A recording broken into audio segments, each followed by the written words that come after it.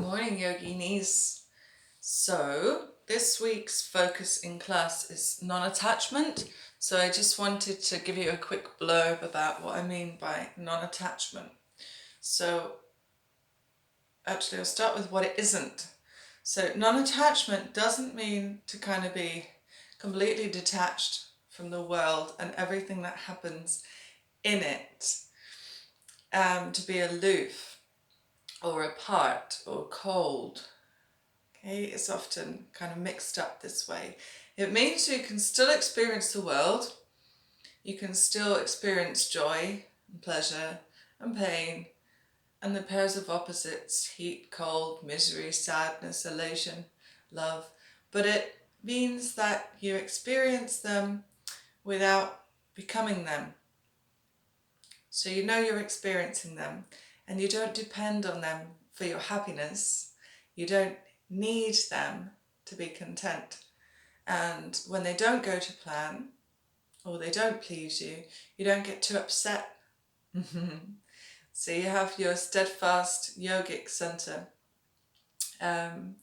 within the mind or the heart, however you want to see it. You kind of sit there amongst the sway of the opposites. And here are a few of my notes on non-attachment. So I probably talked to you from the Bhagavad Gita this week. So chapter 2 teaches a detachment from pleasure and pain. It says, only in this way can an individual rise above the conditioning of life's dualities and identify with the immortal self. Yoga's evenness of mind, detachment from the dualities of pain and pleasure, success and failure. Yoga is skill in action. Because this kind of detachment required is one to act in freedom rather than react to ingrained, compelled conditions. It says here, Krishna tells Arjuna that if he can establish himself in yoga, he becomes unshakable. In equanimity, profound peace of mind, he'll be more effective in the realm of action. His judgment will be better, his vision clearer, and if he is not emotionally entangled in the outcome of what he does. I'll read you a few more of my quotes and notes here. So chapter 2. When you move amidst the world of sense, free from attachment and aversion alike, there comes the peace in which all sorrows end, and you're said to live in the wisdom of the self. Such a sage awakens to light in the night of all creatures. That which the world calls day is the night of ignorance to the wise.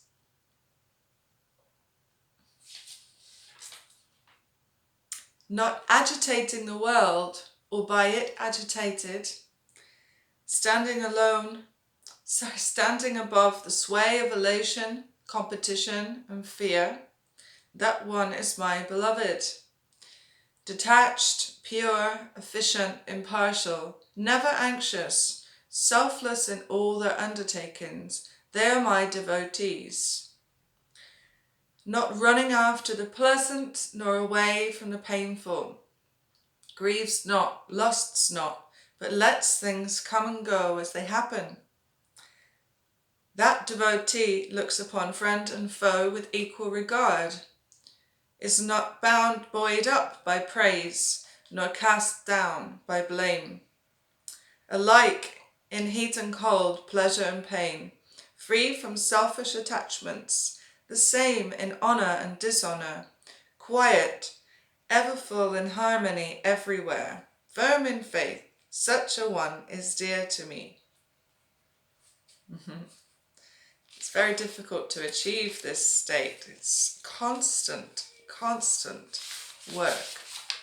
Not to be buoyed up by praise, nor hit down by failure or critique. Chapter 15. One who is free from illusion, false prestige, and false associates, who understands the eternal, who is done with material lust and freed from the duality of happiness and distress, who knows how to surrender, attains to that eternal kingdom.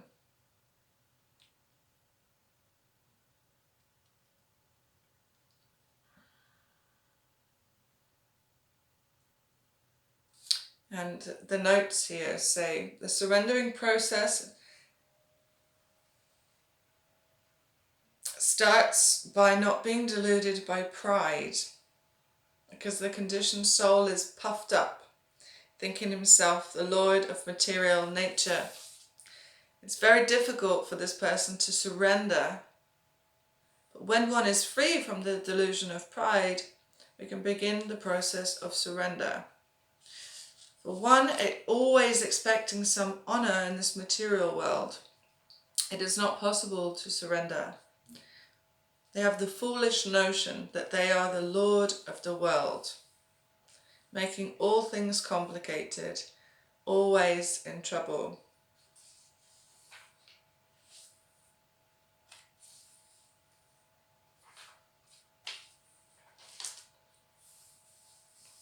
Chapter 16 gives some harrowing stories of what will happen if you do succumb to greed and lust and failure and anger and pleasure.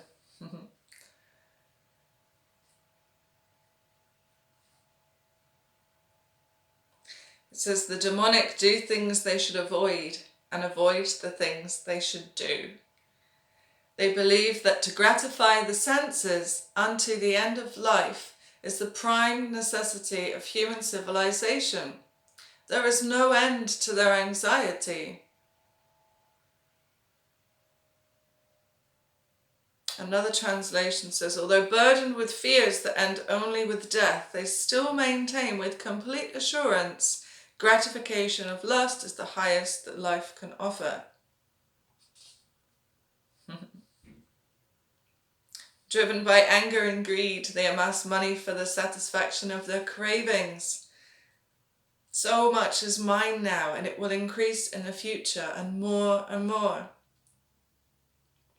I am the Lord of everything. I am the enjoyer. I am perfect. I am powerful. I am happy.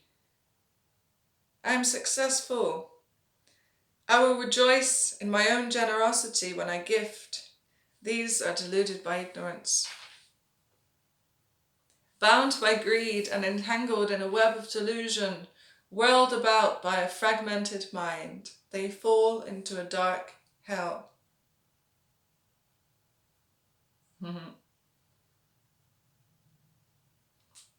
But work performed to fulfill one's obligations without thought of personal reward, or whether the job is unpleasant or pleasant, is sattvic. This reminds me of the Buddha quote. Before enlightenment, the Buddha chopped wood and carried water. After enlightenment, he chopped wood and carried water.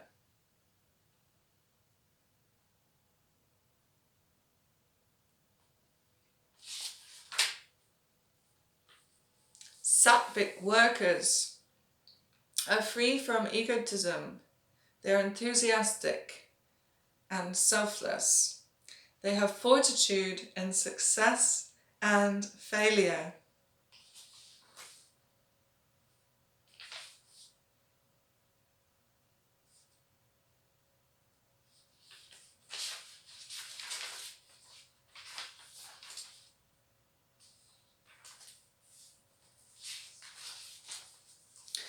There's another quote, I can't find it right now. It says, when sattva dominates, here we are. The light of wisdom shines through every gate of the body. The fruit of sattva is pure. The fruit of rajas is suffering. The fruit of tamas is ignorance. And I was listening to an Audible by Richard Freeman, The Yoga Matrix. And he talks about when you come to your mat, not setting out intentionally to have such and such a practice, not to want such and such a thing to happen, not to be too rajasic, too keen, too zealous, or too tamasic, already having an idea about how the practice is going to end up, not to be fixed. And having an open mind and remaining in the present moment as they arrive one by one, sattva will naturally arise. So it's this spontaneity that's often described within yoga. The soft focus, the not really trying too hard, hard to explain as a lot of concepts in yoga are, but if you apply yourself with softness and equanimity and openness, then this sattvic quality will naturally arise.